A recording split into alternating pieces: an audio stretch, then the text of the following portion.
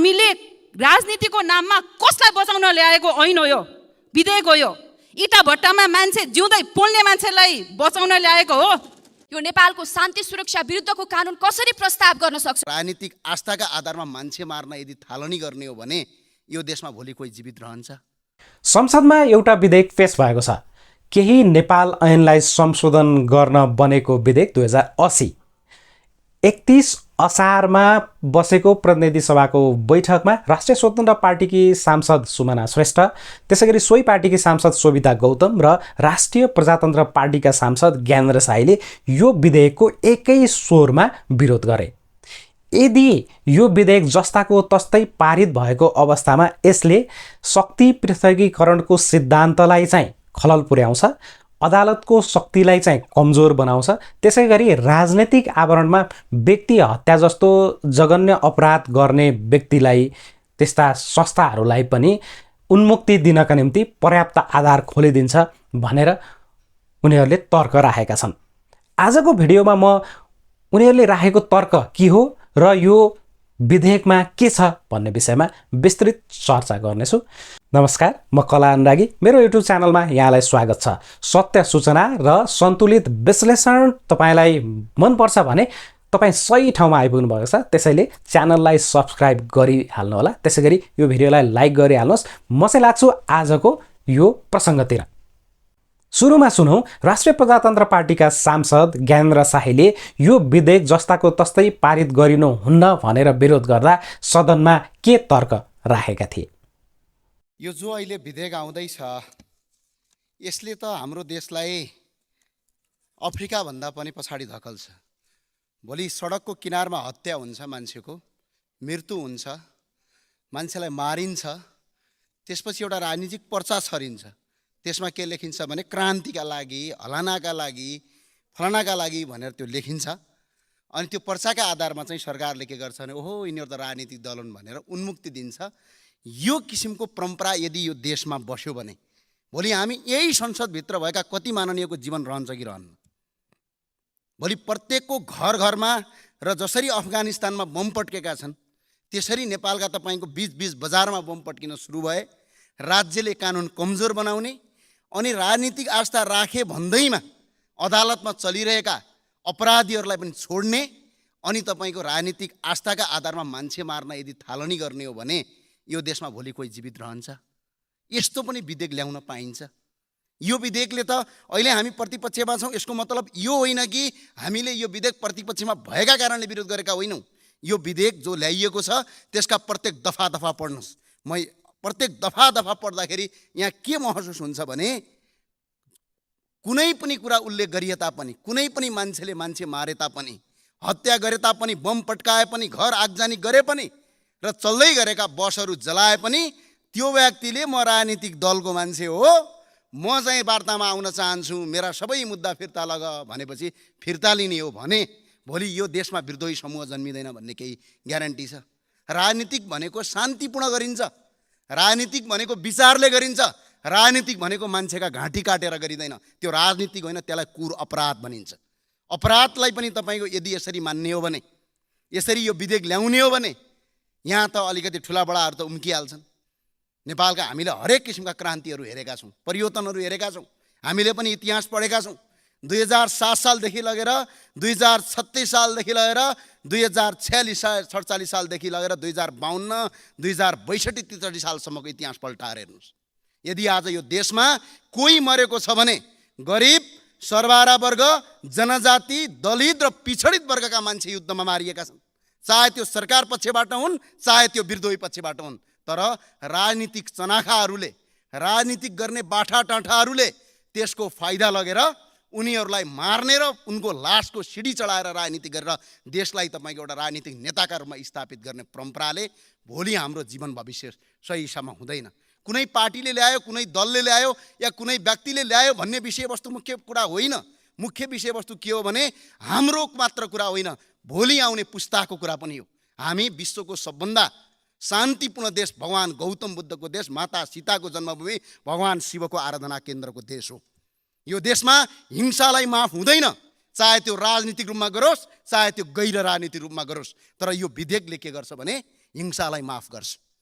यो विधेयकले प्रष्टै भनिएको छ, कुनै पनि राजनीतिक दल या कुनै समूह, कुनै उपसमूह, कुनै एउटा तपाईँको ग्याङ भनौँ, ग्याङले कुनै पनि मान्छेको हिंसा र हत्या गरेर यदि ऊ शान्ति वार्तामा आउन चाहन्छ भने उसले गरेका 7 खुन, हजारौँ खुनहरू माफ गर्ने, उसलाई राजनीतिक दलको दर्जा दिने। यदि यो परम्परा भयो भने भोलि कोही जीवित रहन्छ? आज हामी प्रतिपक्षमा छौँ, परपट्टिको बेन्चमा बसेका छौँ। हामीले उठाएको कुरा, सरकारले ल्याएको कुरा विरोध होइन, यही सरकारले ल्याउन खोजेको र हामी सबैको दबावमा ल्याउन खोजेको अहिले पनि मिटर ब्याज सम्बन्धीको विधेयकमा हाम्रो पूर्ण समर्थन छ। हामीले ती सबै कुरा सरकारको विरोध गर्नुपर्छ भन्ने होइन, तर यो विधेयक अहिले पनि तपाईँले पढ्नुभयो भने यति जघन्य छ, यति अपराधीकरण छ, यसले अहिले तपाईँहरूको कुर्सी त जोगिएला तर भोलि तपाईँका सन्तान जोगिँदैनन्। यो कुरा स्पष्ट यहाँ लेखिएको छ। यसले मुलुक कसरी अगाडि बढ्न सक्छ?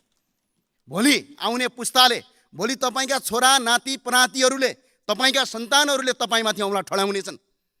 आज हाम्रो जीवन बर्बाद भयो, भोलि बानेश्वरको बिचमा बम पट्किँदै गर्दा, त्यहाँ पट्किँदाखेरि तपाईँको त्यहाँ मर्दै गरेका परिवारले तपाईँ हामी माननीय ज्यूलाई जिन्दगी होइन अर्को जुनीसम्म सराप्नेछन् यदि यो विधेयक पारित भयो भने। यसले मुलुकलाई सही बाटोमा अगाडि बढाउँदैन। हामी शान्तिपूर्ण छौँ, राजनीति गर्न पाइन्छ तर शान्तिपूर्ण, राजनीति गर्न पाइन्छ तर अर्कालाई नमारिकन। राजनीतिका नाममा अपराध गर्ने, त्यो अपराधलाई राजनीतिकरणको रङ दिएर मुलुकलाई तपाईँको बर्बादीतिर धकेल्न पाइँदैन। र यस्ता किसिमका विधेयक ल्याउनभन्दा अगाडि त हामीले लाज मान्न पर्छ, आफ्ना छोराछोरीको भविष्य हेर्न पर्छ। हुन त अब नेताजीहरूका छोराछोरी सबै विदेश छन्, त्यो भए हुनाले यो लाज श्रम मान्नुपर्ने अवस्था छ। त्यो भएको हुनाले सम्माननीय सभामुख महोदय, म यो विधेयक ल्याउनु हुँदैन भन्ने पक्षमा छु। यो विधेयक ल्याउने मान्छेलाई पनि सोध्न चाहन्छु के का आधारमा ल्याइएको। हस्, धन्यवाद। जय राष्ट्रवाद। सांसद ज्ञानेन्द्र शाहीको कुरा सुन्दा यो विधेयकमा निकै नै संवेदनशील विषय समेटिएको छ जस्तो देखिन्छ।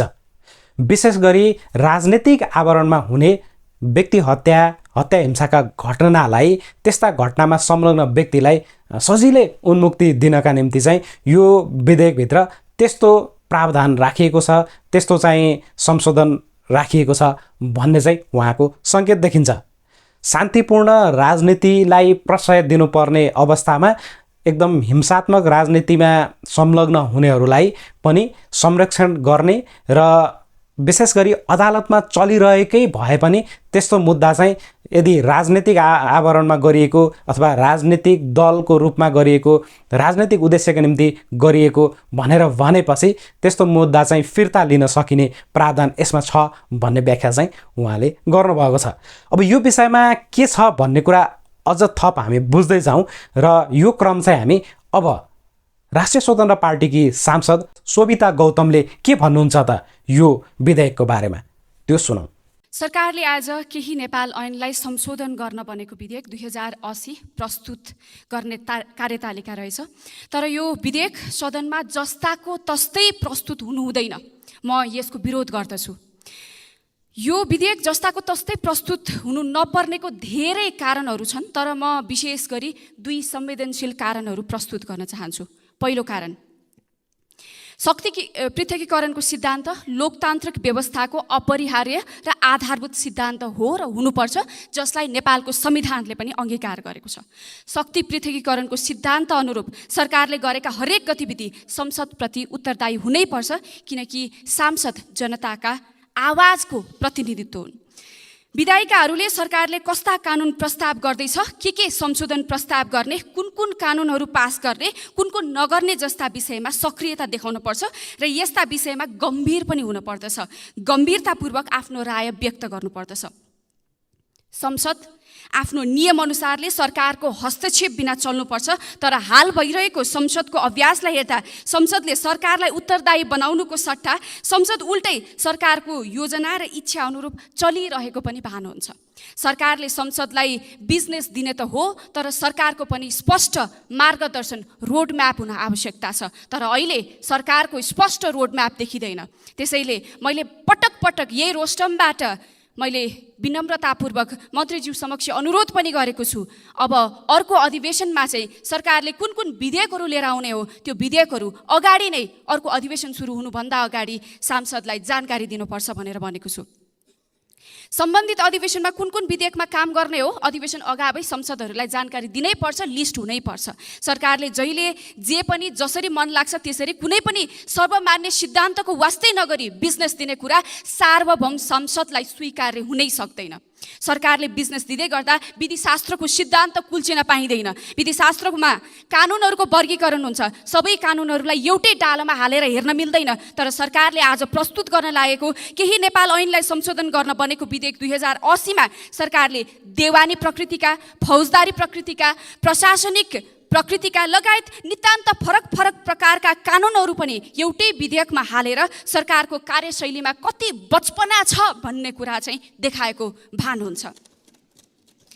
यस सँगसँगै यस विधेयकमा केही राम्रा प्रस्तावहरू पनि आएका छन्, तर केही डरलाग्दा नेपालको सार्वभौमिकता, अखण्डता र शान्ति सुरक्षालाई चुनौती दिने दफाहरू पनि प्रस्तुत गरिएका छन्। सरकारले यस्ता डरलाग्दा कानुनहरू पास गराउन नियत बस्नै यस्ता प्रकारका कानुनहरू एउटै विधेयकमा हालेर लिएर आएको हो कि भन्ने पनि आशंका उब्जिन्छ। उदाहरणको लागि एउटा म प्रस्तुत गर्न चाहन्छु। यस विधेयकको दफा 64 मा मुलुकी फौजदारी कार्यविधि संहिता 2074 मा संशोधन भन्ने शीर्षकमा शान्तिपूर्ण राजनीतिको मूलधारमा ल्याउन मुद्दा फिर्ता लिन सकिने भन्ने प्रावधान प्रस्ताव गरेको छ, जसमा कुनै पनि राजनीतिक दल वा समूहले हिंसात्मक क्रियाकलाप सञ्चालन गरिरहेकोमा ती समूहलाई मूलधारमा ल्याउन राजनीतिक सम्झौताको माध्यमबाट नेपाल सरकार बाधी भई दायर भएको मुद्दा जुनसुकै तहको अदालतमा विचाराधीन भएको पनि मुद्दा फिर्ता लिन सक्ने र मुद्दा फिर्ता लिन बाधा नपर्ने कुरा उल्लेख गरिएको छ।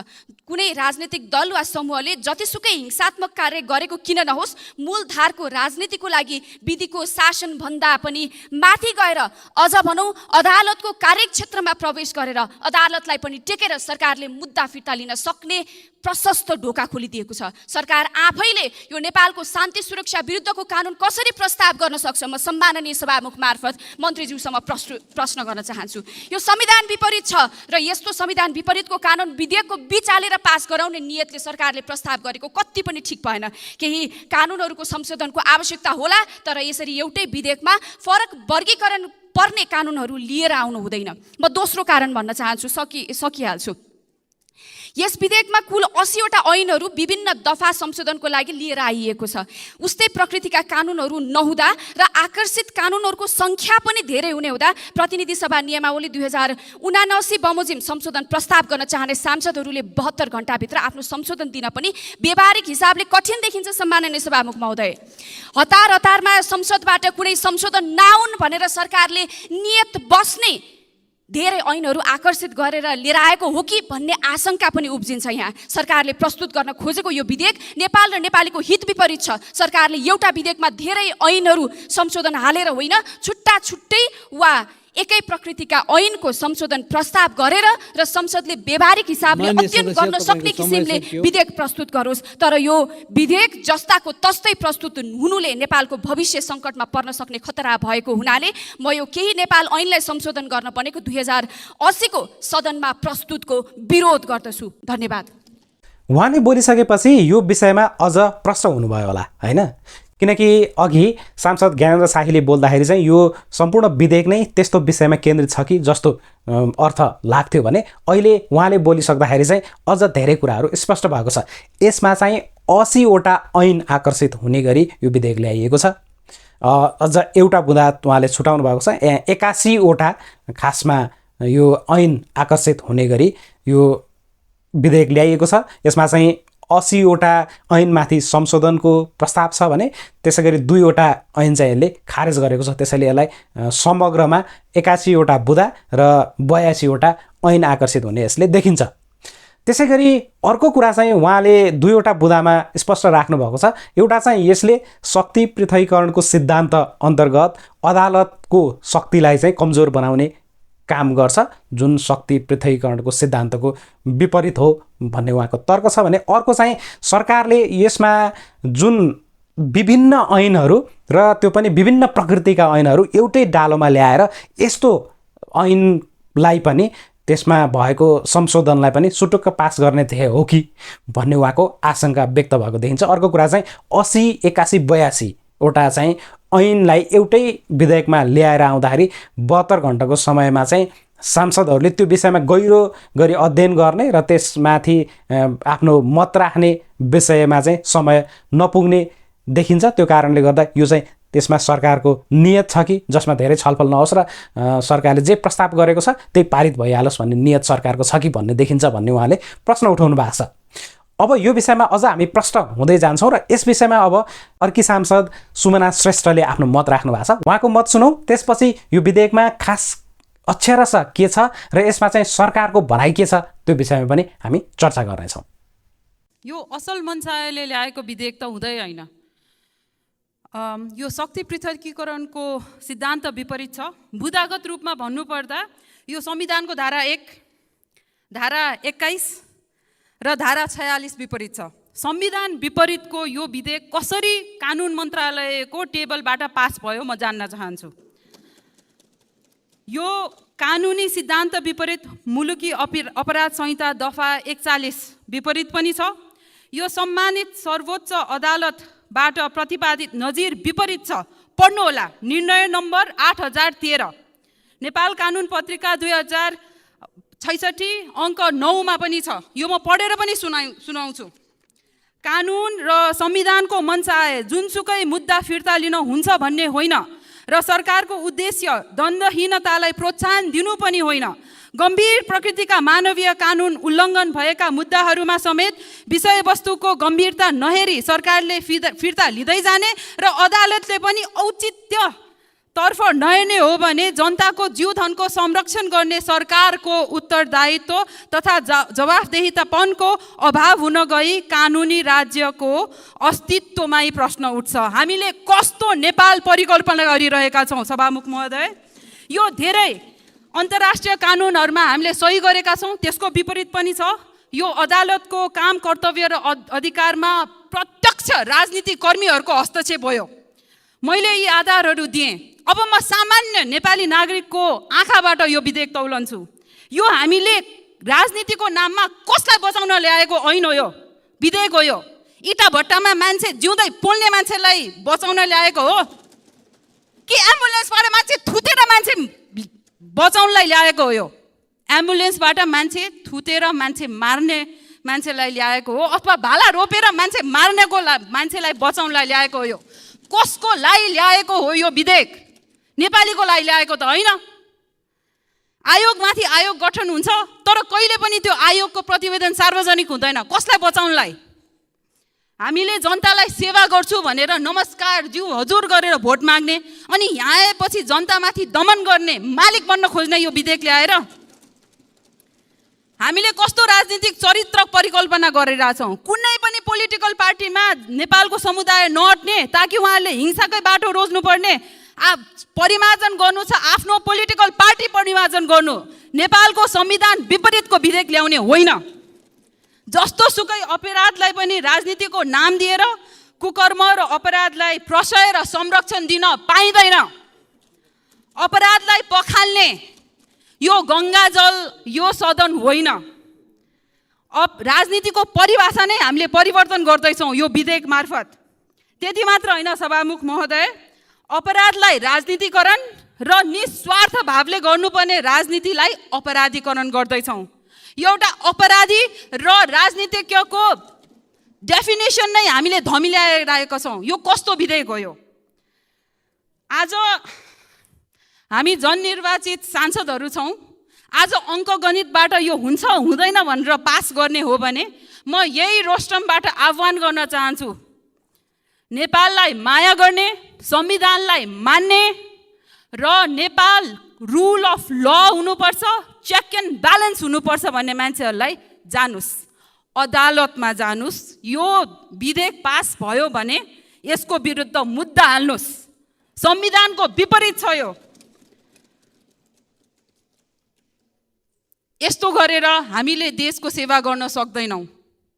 यस्तो गरेर नेपाल बन्दैन। दण्डहीनताको देश नेपाल होइन। सक्यो। हिंसाको च्याप्टर नेपालको इतिहासमा सक्यो। अब हामी एउटा ठाउँमा आइसकेका छौँ। अब हिंसालाई नेपालमा कसै दलको राजनीतिक आडमा चोख्याउन पाइँदैन। धन्यवाद। उहाँले पनि यो विधेयकको विशेष गरी 64 नम्बरको बुँदालाई नै केन्द्रित गरेर आफ्नो मत राख्नुभयो। त्यहाँ चाहिँ उहाँले केही विषयलाई स्पष्ट रूपमा राख्नुभयो र यो चाहिँ संविधानको धारा पनि विपरीत छ, यो चाहिँ अदालतले गरेको फैसलाको नजिरको पनि विपरीत भएको कारणले गर्दा यो चाहिँ जस्ताको तस्तै पारित गर्नुहुन्न भन्ने उहाँको तर्क छ। त्यसै गरी यो पारित भयो भनेदेखि चाहिँ हिंसाको राजनीतिलाई प्रशय दिइने कारणले गर्दाखेरि यो यदि जस्ताको तस्तै पारित भयो भने यसमा चाहिँ अदालतमा मुद्दा हाल्नका निम्ति समेत उहाँले आग्रह गर्नुभयो। अब हामीले उहाँहरू तीनजना जसले चाहिँ यो विधेयकको र विशेष गरी यो विधेयकभित्रको पनि यो बुँदाको यो दफाको विरोध गर्नुभएको छ। उहाँहरूको मत सुनिसकेपछि यो खास के रहेछ यो विषय भन्ने कुरा करिब करिब स्पष्ट भयो। अझै पनि हामी अक्षर छ त्यो विधेयकमा के लेखिएको छ भन्ने कुरा हामी बुझ्छौँ। त्यसभन्दा अगाडि हामी यो कानुन मन्त्रालयबाट पेश भएको विधेयकबारे यो विरोधका सन्दर्भमा सरकार पक्षले के भन्छ भन्ने कुरा हामी सुनौँ। माननीय ज्ञानबहादुर शाहीले विधेयकको दफा 64 को व्यवस्थाले नेपाल सरकारको वादी भई चलाइएका जुनसुकै मुद्दालाई पनि राजनीतिक रङ्ग दिने र अपराधीलाई उन्मुक्ति दिने आशय प्रकट गर्नुभएको माननीय सुवेता गौतमले कुनै राजनीतिक दल वा समूहले जतिसुकै हिंसात्मक कार्य गरेको किन नहोस्, मूलधारको राजनीतिको लागि विधिको शासनभन्दा माथि गएर सरकारले मुद्दा फिर्ता लिन खोजेको धारणा राख्नुभएको र माननीय सुमना श्रेष्ठले विधेयकमा रहेको उक्त व्यवस्था नेपालको संविधान, कानुनी सिद्धान्त, सर्वोच्च अदालतको नजिर, अन्तर्राष्ट्रिय कानुन विपरीत रहेको तथा सो व्यवस्थाले अदालतको काम कारबाहीमा समेत हस्तक्षेप गर्ने र सानालाई ऐन र ठुलालाई चैन भन्ने भनाइलाई प्रशय पुर्याउन खोजेको हो कि भन्ने आशंका व्यक्त गर्दै प्रस्तुत विधेयक उप विरोधको सूचना दर्ता गर्नुभएको रहेछ। सम्माननीय सभामुख महोदय, वास्तवमा यो केही नेपाल ऐनलाई संशोधन गर्न बनेको विधेयकका सन्दर्भमा माननीय ज्यूहरूले भर्खरै पनि केही कुराहरू राख्नुभएको छ। त्यसतर्फ मेरो ध्यान आकर्षण भएको छ कि एउटै विधेयकमा यत्रा धेरै चाहिने कुराहरू लिएर आउने अस्वाभाविक भयो भन्ने कुरापट्टि मेरो ध्यान आकर्षण भएको छ। वास्तवमा हामीले र यहाँ चाहिने यो केही नेपाल ऐनलाई संशोधन गर्ने सन्दर्भमा विभिन्न विषयहरूमा चाहिने संशोधन गर्नुपर्ने अवस्था रहेकै कारणले गर्दाखेरि पनि यहाँ अहिले अलि धेरै 80वटा चाहिने संशोधनहरू परेको कुरा निवेदन गर्न चाहन्छु। त्यस्तै गरेर 72 घण्टामा पढ्नै नसकोस् र संशोधन गर्नै नसकोस् भन्ने भनाइहरू पनि यहाँ चाहिँ आएका छन्। म विनम्र साथ सभामुख महोदय मार्फत निवेदन गर्न चाहन्छु, वास्तवमा माननीय सदस्यहरू, वास्तवमै भन्नुपर्दाखेरि जनप्रतिनिधिहरू वास्तवमा एकदमै कर्मशील हुनुहुन्छ, एकदमै घनघोटी बन्चरो भने जै गरेर 72 घण्टा पनि उहाँलाई त धेरै हुन्छ जस्तो मलाई लागिराखेको थियो। तर यहाँ ठिक्क मैले सोचेँ भन्दा उल्टो पर्यो कि 72 घण्टा थोरै भएको गुनासोहरू पनि आइपुग्यो। सभामुख महोदय, वास्तवमा हामी के का लागि यहाँ चाहिँ नि विधेयकलाई सिरानीमा, विधेयकको मस्यौदालाई 72 घण्टासम्म सिरानीमा मुनि राखेर सुत्नका लागि हामी जनप्रतिनिधि भएर आएको त होइन नि त सभामुख महोदय। हामीले यसको दफा पढेर चाहिने यसमा संशोधन गर्न सकिन्छ भनेर नै हामी सांसदमा चुनेर आएको कुरा पनि निवेदन गर्न चाहन्छु। त्यसैले कि हामीलाई जनताले किन चुनेर पठाएको भन्दाखेरि यस्तै कानुनहरू,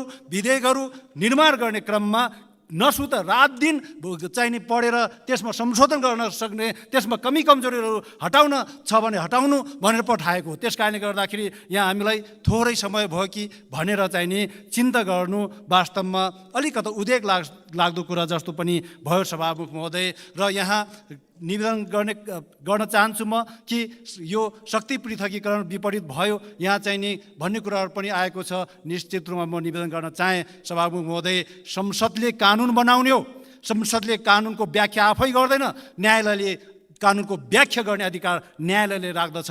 यो कुरो पनि निवेदन गर्न चाहन्छु सभामुख महोदय। विधेयकको दफा 64 मा मुलुकको राजनीतिक प्रणालीसँग असहमत रही हिंसात्मक क्रियाकलाप सञ्चालन गरिरहेको राजनीतिक दल वा समूहलाई शान्तिपूर्ण राजनीतिको मूलधारमा ल्याउन त्यस्तो राजनीतिक दल वा समूहसँग राजनीतिक प्रकृतिका सम्झौताको माध्यमबाट फेरि पनि दोहोऱ्याउन चाहन्छु सभामुख महोदय, राजनीतिक समूहसँग राजनीतिक प्रकृतिका सम्झौताको माध्यमबाट भएको सहमति बमोजिम मुद्दा फिर्ता लिन सक्ने गरी मुलुकी फौजदारी कार्यविधि संहिता 2074 संशोधन प्रस्ताव गरिएको हो। उल्लेखित व्यवस्थाले नेपालको संविधानप्रति आम नागरिकको अपनत्व कानुन प्रचलित कानुनको परिपालनामा सहयोग पुर्याउने तथा मुलुकको राजनीतिक प्रणालीसँग असहमत रही हिंसात्मक क्रियाकलाप सञ्चालन गरिरहेका राजनीतिक दल वा समूहलाई राजनीतिको मूलधारमा ल्याई मुलुकको दिगो शान्ति र व्यवस्था कायम गर्ने तथा राष्ट्रिय एकता अभिवृद्धि हुने विश्वासका साथ संशोधन प्रस्ताव गरिएको हो। विधेयकमा रहेको प्रस्तुत व्यवस्थाले स्वतन्त्र न्यायपालिकाको काम कारबाहीमा कुनै पनि किसिमको अवरोध सिर्जना नहुने बेहोरा पनि अनुरोध गर्न चाहन्छु सभामुख महोदय। यहाँ रुल अफ ल चाहनेहरूले का सन्दर्भमा पनि निवेदन गर्न चाहन्छु। यहाँ रुल अफ ल नै नचाहने भएको हो कि भन्ने सन्दर्भ पनि उठेको छ। म निवेदन गर्न चाहन्छु कि रुल अफ ल भित्रै रहेर यही विधेयकमा चाहिँ नि फेरि पनि संशोधन प्रस्ताव राख्न सकिने कुरा पनि म निवेदन गर्न चाहन्छु। त्यसैले संशोधनको प्रस्तावको बाटो अझै पनि खुलै छ सभामुख महोदय। त्यही बाटो मार्फत यी चाहिँ आफूलाई मन नपरेका कुराहरूलाई संशोधनको प्रस्ताव मार्फत संशोधन गर्न सकिन्छ। यहाँ हामीलाई कुनै हिंसालाई प्रोत्साहन गर्नु छैन, हिंसालाई हामीले बढावा दिनु छैन सभामुख महोदय। हामी बृहत शान्ति सम्झौता मार्फत यो सिङ्गो मुलुकलाई रगतको आहालमा डुबुल्की मारिरहेको मुलुकलाई हामीले नै हाम्रै श्रद्धेय नेता तत्कालीन नेता गिरिजाप्रसाद कोइरालाको नेतृत्व र अर्कोतर्फ श्रद्धेय नेता पुष्पकमल दाहालको नेतृत्व, दुई नेताहरूको नेतृत्वको बिचमा चाहिँ नि बृहत शान्ति र अरू अन्य 7 दल र 1 दल गरेर सबै दल मिलेर यो मुलुकलाई बृहत शान्ति सम्झौता मार्फत हामीले अगाडि बढाएका हौँ। त्यसैले यो मुलुकलाई फेरि रगतको आहालमा डुबाउने, यो मुलुकलाई फेरि हिंसातर्फ लिएर जाने, नेपाली राजनीतिलाई फेरि अपराधीकरण गरेर लिएर जाने सन्दर्भ हामीले सोच्न पनि सक्दैनौँ सभामुख महोदय। म निवेदन गर्न चाहन्छु। तथापि माननीय सदस्यहरूले उठाउनुभएका प्रस्तुत विषयमा मेरो गम्भीर ध्यान आकर्षण भएको छ। सो सम्बन्धमा विधेयकमा दफाफर छलफल हुँदा विचार गर्न सकिने र सहमतिको आधारमा एउटा निष्कर्षमा पुग्न सकिने बेहोरा समेत अनुरोध गर्न चाहन्छु। यसरी कानुन मन्त्री धनराज गुरुङले उहाँहरूले गर्नुभएको विरोधको बुदामा जवाफ दिनुभएको छ। यो चाहिँ एक त शक्ति पृथकीकरणको सिद्धान्तको विपरीत छैन। यो विधेयकमा चाहिँ जे कुरा उल्लेख गरिएको छ, यो कानुन जे बन्छ त्यो कानुनको व्याख्या चाहिँ संसदले गर्ने होइन, त्यो चाहिँ व्याख्या गर्न अधिकार चाहिँ अदालतलाई नै हुन्छ भन्ने कुरा उहाँले त्यहाँ व्यक्त गर्नुभयो। त्यसै गरी चाहिँ यो कुनै हत्या हिंसालाई प्रशय दिने खालको हामीले व्यवस्था गर्न खोजेको होइन, किनभने यो चाहिँ हामी आफै शान्ति सम्झौता मार्फत चाहिँ एउटा द्वन्द्वग्रस्त मुलुकलाई चाहिँ शान्ति प्रक्रियामा ल्याउनका निम्ति महत्त्वपूर्ण भूमिका खेलिरहेका पार्टीहरू सरकारमा छौँ, त्यसै कारणले त्यो गर्न खोजिएको होइन भन्ने उहाँको स्पष्टोक्ति यहाँ देखिन्छ।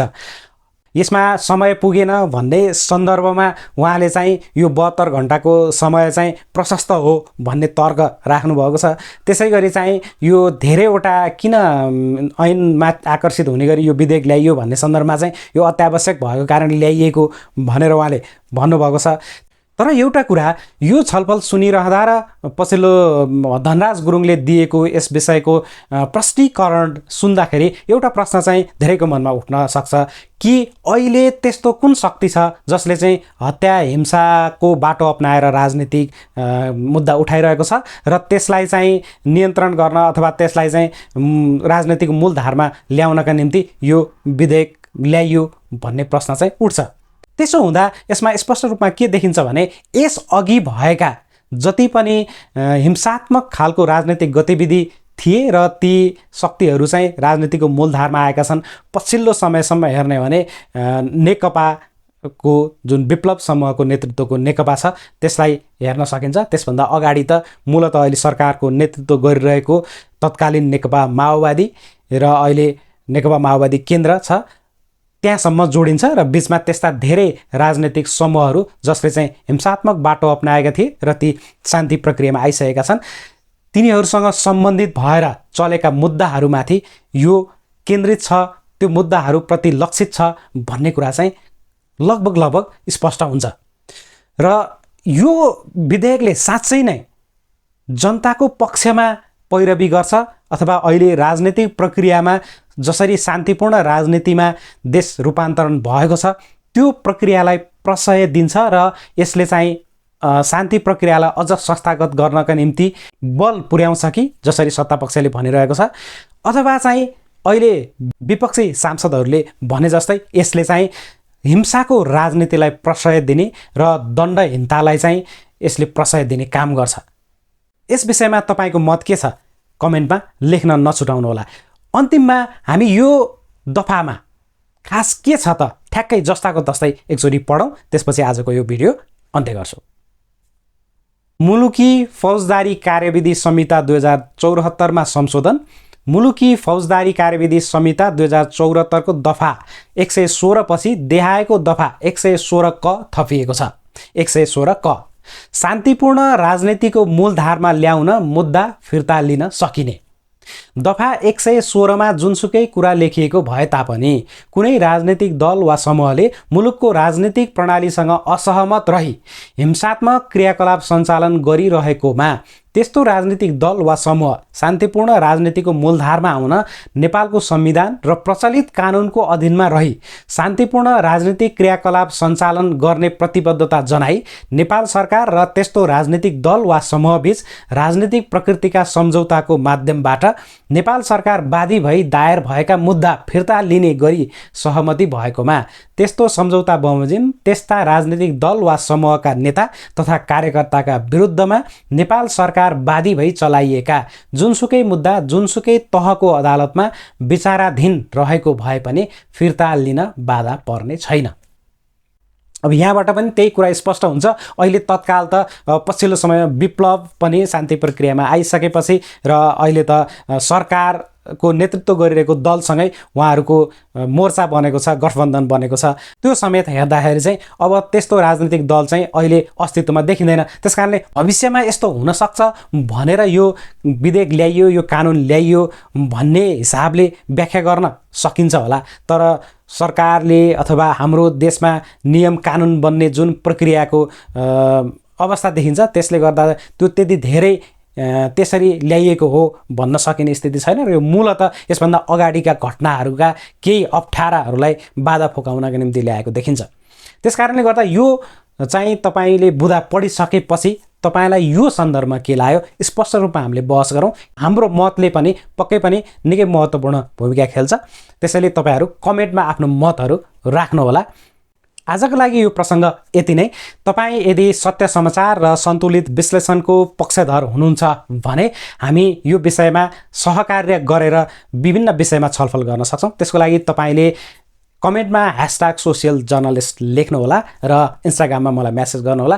त्यसमा तपाईँले हाम्रो चासो र सरकारका सूचना त्यसका साथसाथै विश्लेषण गर्नुपर्ने विषयहरू पनि उल्लेख गर्न सक्नुहुन्छ। त्यसमाथि म क्रमशः भिडियो बनाउँदै जानेछु। अहिलेलाई चाहिँ मलाई बिदा दिनुहोस्। तपाईँ आफ्नो मत लेख्दै गर्नुहोला। त्यसैगरी च्यानलका अन्य भिडियो पनि हेर्दै गर्नुहोला। अहिलेलाई नमस्कार।